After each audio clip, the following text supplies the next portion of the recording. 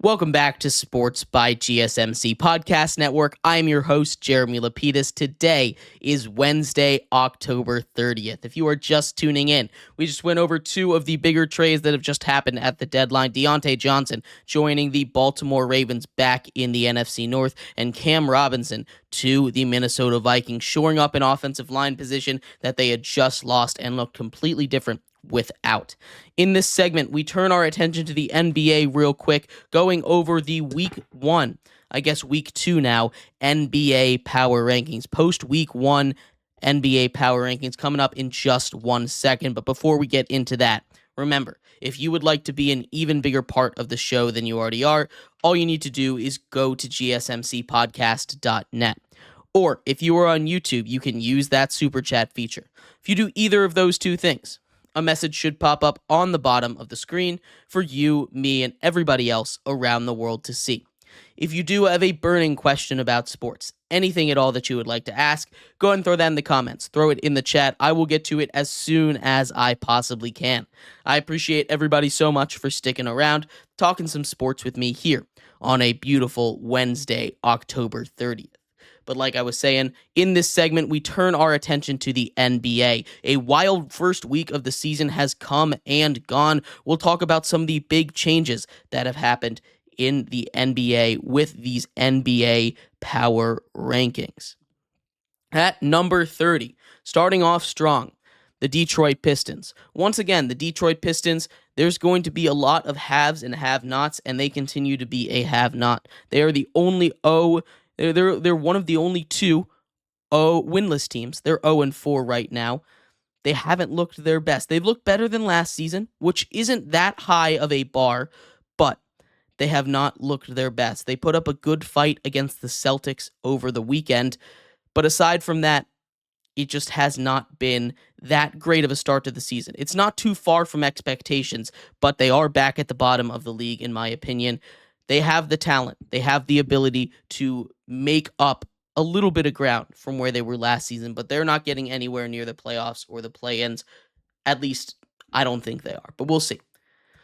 At 29, it's the Wizards. The Wizards also have not looked very good. They're able to get at least one win, though. They were able to get one over the Hawks earlier on this season, able to get the three-point shot going. It's been an interesting start for this rookie class, right? And we'll talk a little bit more as we get to some of these other teams. But second overall pick, Alex Sarr, has been awful. Trash. Really, really bad at basketball. He's not a guy that was expected to come in and, show out right away. But he's a guy that you wanted to see more of than shooting about 30% from the field. He's gotten a little bit better after game 1, a little bit better as time has gone on, but it has not been anything to write home about at all. The Washington Wizards are at 29. At 28, it's the other winless team, the Utah Jazz. The Jazz have a team that is not built to win a lot of games, right? They've got, I like watching this Jazz team. They've got a really interesting mix of players, but it's not one that is lined up very well to be very successful. They, like the Pistons, are still winless, and it's early. There's 82 games to play. They've only played 4 of them, but not a good start, not a very optimistic start for a team that thought maybe they would find a way to sneak in to that last play-in spot. At 27, it's the Brooklyn Nets. This is exactly what we thought the Brooklyn Nets would be, right? A high-powered offensive team that if you go cold against them, they're going to make you pay. This is just a fun team to watch. They're not very good. They're not pretending to be very good, but they're a team that they can drop 130 on you on just about any night. So it's a fun team to watch. That's the only reason they're a little bit higher than these other teams. This is a team that I think could compete with some good teams if those good teams had a bad day. At 26, it's the Portland Trail Blazers. They've played a couple of close ones. Their young talent seems like they're taking a little bit of a step up, at least to me. Because of that, they're still in that bottom tier, that really, really bad tier in the NBA. But I see the vision just a little bit. They're not ready this year, but maybe if they can continue to develop their young stars, they could potentially and hit on the draft this year. That's a big and. they could potentially have something going into next season. Still a tough West, though. 25, it's the Toronto Raptors. It doesn't hurt that they've started. It doesn't help that they've started the season injured. They still drop a bunch of spots. They're down 5 spots, the biggest droppers so far that we've gone over. Injuries definitely don't help. When they start to get healthier, I think they'll climb this list a little bit. But for now, due to their injuries, they're going to be sitting back near the bottom of the league. At 24, the Chicago Bulls. They just have not looked exciting, really, in the slightest. You have, at least for now, a healthy Zach LaVine. Kobe White has been playing really good basketball, but still, this is a team that they just don't have the juice this year. They didn't make the right moves in the offseason. They're going to try with futility to try and be something, but hopefully they sell at the deadline this year. I hope they've learned their lesson. At 23, it's the Charlotte Hornets. You talk about an exciting team, an exciting duo over there. LaMelo Ball has been balling out. He alone, as an offensive engine, has been enough to keep them in games. They go toe-to-toe with some very high-powered offenses in this league. Still not a team that can play very effective defense, but they are a team that can drop, again, 130 on your head if you're not paying attention. The Pacers at 22 have been one of the most disappointing teams to me this season. We saw them make a deep run in the Eastern Conference last year, but Tyrese Halliburton just has not been it this year. He has really struggled from the field, really struggled from three, and you can see the difference on this Pacers team when Halliburton is on and Halliburton is off. Right now, he's off. I'm sure they'll find a way to fix this as the season continues. This Pacers team is too deep, too talented, but you see the issue with a team that does not have those guys on defense when the offense isn't clicking through your main offensive engine. At 21, it's the Spurs. And this is a Spurs team that, again, a lot of these teams at the bottom, we did not expect to be that great. But Victor Wembanyama hasn't come out and been that super elite guy we expect. He hasn't taken that huge step that a lot of people were expecting him to. He's still been awesome. Don't get me wrong. But you add Chris Paul to that mix, and Victor Wembanyama just has not been playing like he was at the end of last season.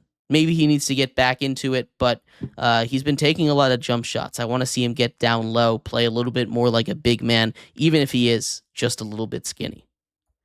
At 20, it's the Hawks. They've reeled off a couple of impressive wins. They've looked pretty good this season, but this is still a Hawks team that, outside of Trae Young, when Trae Young isn't doing his thing, is very weak defensively. Again, no one was thinking this is going to be a Hawks team that's going to be able to beat you on the defensive end of the basketball court. The Atlanta Hawks have Trae Young. We talk about that number 1 overall draft pick. We talked about Alex Sarr earlier, and Risha Shea. My God, he's been near unplayable right now for the Atlanta Hawks. The Hawks have had a couple guys step up, but I still don't believe in the depth of this team enough to raise them past 20. They've played better than I thought they were going to start the season, though. At 19, it's the Kings. This is a team that, on paper, looks pretty solid. We're starting to get out of the absolute trash tier right now as we head into the bad tier. The Kings, on paper, pretty good. You've got a lot of great players. You've wasted some good performances from a DeMar DeRozan early on in this season. They're going to start to click as a group a little more, but again, the defense is going to be concerned with this team. At 18, the Houston Rockets. A lot of young guys needing to develop. We've been waiting on the Rockets young guys to really take that next step. They're 2-2 right now. They're starting to take that next step. Still early in the season again. I've been happy with what I've seen out of the Rockets, but not enough to really give them a boost. They stay where they were at the preseason at number 18. 17 goes to the Pelicans, and I was ready to move them up a little more. We had a couple of clutch moments from this team. This Zion Williamson block, a big shot hit over Anthony Simons by Brandon Ingram. Brandon Ingram's been playing red hot to start the season, but then they just had to go out and lose to a Steph Curry-less and Andrew Wiggins list Golden State team. This is a Pelicans team that's way too inconsistent right now. They've got a lot of good going. They really do. But you cannot blow a 20-point lead to a Steph Curry-less Golden State team and expect to stay too high in the rankings. They dropped just a little bit. At number 16, it is those Warriors, a Warriors team that I think has struggled to find its footing just a little bit. Now they've won they've won 3 out of their first 4 games, but they've also played, the Trailblazers, the Jazz, the Clippers, and the Pelicans. They've had to make a decision to bench Jonathan Kuminga already, which isn't a good look. I think Kuminga is still a startable player. He hasn't been living up to expectations, but is still a startable player. This is a Golden State team that, while it has Steph Curry, it still has a pulse. So they're not out of it yet. But I start to question how real this team's chances in the playoffs really are. 15 is the Milwaukee Bucks, another team that's been very disappointing. They're one of our biggest droppers this week. They dropped 10 spots to number 15. Again, no Chris Middleton. That perimeter defense might be the worst in the league. As good as that pick and roll with Giannis and Dame is, when you have Doc Rivers as your coach, it historically has not been the answer. It's not working right now. They need to make a change somewhere. And I hate to say fire your coach in the middle of the season again, but I think you need to move off of Doc Rivers. At 14, it's the 76ers. They've been mired in controversy really since the season began. Joel Embiid not playing every single day. That's fine. I don't really have too much of an issue with it. They say they're not being transparent, but I say they're being more transparent than any team in the NBA right now, saying that Joel Embiid will not play back-to-backs, basically. At least the fans know what to expect here. Still sucks. They haven't really been all that we expect. They're another team that dropped pretty far in our rankings, down 8 spots, but a lot that you can like out of this Sixers team once they get going. At 13, it's the Miami Heat. On the court, Jimmy Butler still doing his thing. This is going to be a Heat team that's going to be hanging around this 10 to 16 range all season, depending on what kind of effort their players put out in the regular season. Maybe this is a year that they really try in the regular season. They don't want to get caught off guard like last year. Maybe not. This is a Heat team that I'm never going to count out, at least until they reach the playoffs. But it's not one of those top-tier teams in the East anymore. At 12 is the Denver Nuggets, and this team really is just at number 12 because of Nikola Jokic. Jokic is the best player in the world, and you can see that very clearly whenever the Denver Nuggets play. With him on the court, the Denver Nuggets are a top 5 team. Without him on the court, the Denver Nuggets are a bottom 5 team. So it kind of averages out here. He is the team. It is not good for the Nuggets how they have nothing, no juice when he is not on the court. And it's been an issue for a very long time in Denver. They won a championship with it being an issue, but it's never been more glaring than it is right now. They need to figure it out, and they need to figure it out fast if they want to be treated as contenders in the West. At 11, it's the Knicks. It took them a little bit to get going. Obviously, they got absolutely thwomped on game 1 by the Celtics. That's going to happen when the opponent shoots 60% from 3. But they're starting to find their footing a little bit. They've looked a little bit better as the season's gone on.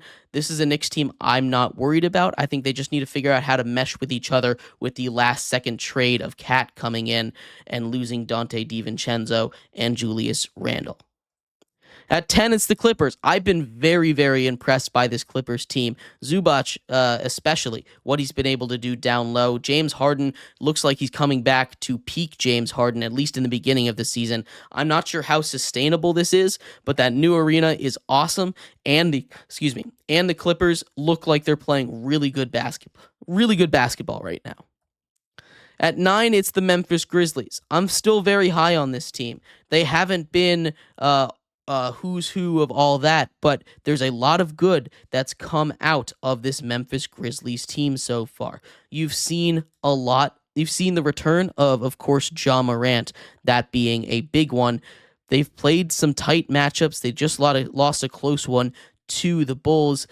I'm not panicking with this team. I think this team is really explosive. and can play with just about anybody. The Grizzlies are at number 9. At number 8, the Minnesota Timberwolves, another team that's kind of been up and down, goes as their stars go. Anthony Richardson, wrong sport. Anthony Edwards here has been playing really good basketball for at least half of the season. He's kind of a little bit inconsistent. That's kind of what you get out of him, though.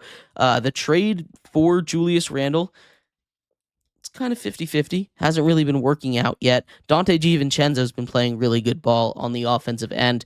This is a talented Minnesota Timberwolves team, and I'm not worried about them until we get to the playoffs.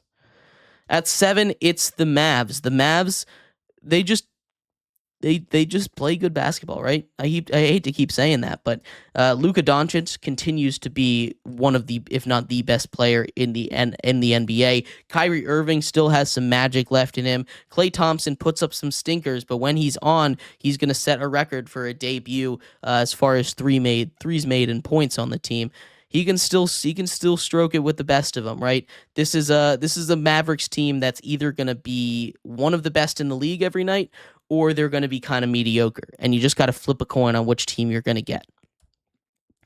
At 6, it's the Phoenix Suns. We've seen them get by on that very high-end talent. Kevin Durant playing really good ball right now. Devin Booker has his moments where he just can't miss. Bradley Beal is playing really good right now as well. Their big three, all healthy, all playing together. You see why they are sometimes considered a title contender. At 5, it's the Lakers. Adding in J.J. Redick as the head coach has made just a 180 of a difference. You see everybody talking about it. LeBron James has struggled a little bit offensively, but Anthony Davis is playing like an MVP caliber player right now. Dalton Connect, really good at stepping up off the bench, hitting a couple of threes. J.J. Redick is coaching that team up, and that is making a huge difference.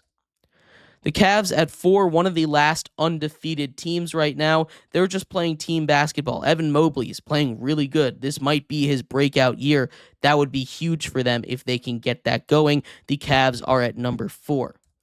At number 3 is the Magic, and maybe that's a little bit high, but what I've seen out of Paolo Banchero, what he's been able to develop, the addition of KCP on the defensive end in particular, not really offensively, but the rest of the team is helping out on offense. This is a much improved Magic team, and I'm a big fan of what they can do this season. And of course, number 2, the top 2 teams haven't changed. The Oklahoma City Thunder continue to dominate everyone in front of them. They're one of the 3 undefeated teams. They just have been dominant on the court every single night.